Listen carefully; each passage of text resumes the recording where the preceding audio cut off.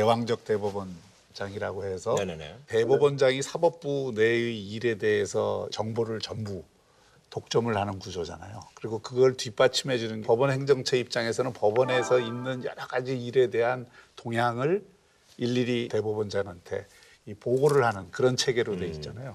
그러니까 그 보고한 대외비 문건 가운데는 소위 말해서 부적절한 문건들이 있었던 거죠.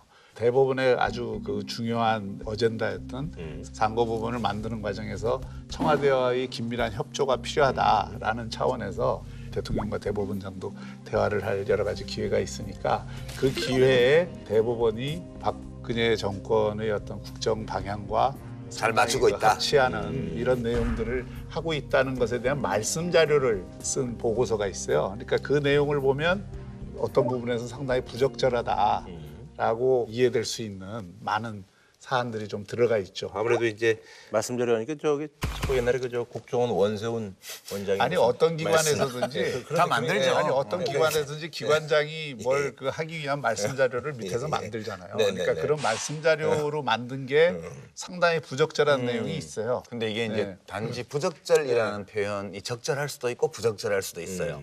부적절하다는 것은 범죄는 아니지만 바람직하지 않을 때 쓰는 표현이에요. 그렇죠. 예. 그죠? 그러니까 우리가 상권 분립 헌법 체계에 있으니까 대법원은 청와대가 생각이 뭐든 국회가 뭐든 그 신경 안 쓰고 오로지 우리는 헌법과 우리 법관의 양심에 따라서 모든 문제에 재판한다. 이게 법원의 독립성이잖아요. 근데 양승태 대법원장이 외풍이 들어오면 독립성이 침해된다고 퇴임사에서까지 강하게 얘기했는데 정치적인 세력 등의 부당한 영향에 미침투할 틈이 조금이라도 허용되는 순간 어렵사리 이뤄낸 사법부 독립은 무너지고 민주주의는 후퇴하고 말 것입니다. 자기가 있는 동안 이렇게 청와대하고 코드 맞추려고 했다는 의혹, 또 그게 맞추는데 저해가 되는 개별 판사들 뒷조사를 했다는 의혹, 이런 게 있으니까 일단 부적절한 거죠. 그게 핵심이죠. 예, 부적절한 건데 문제는 이게 형사법적으로 문제가 되냐 안 되냐.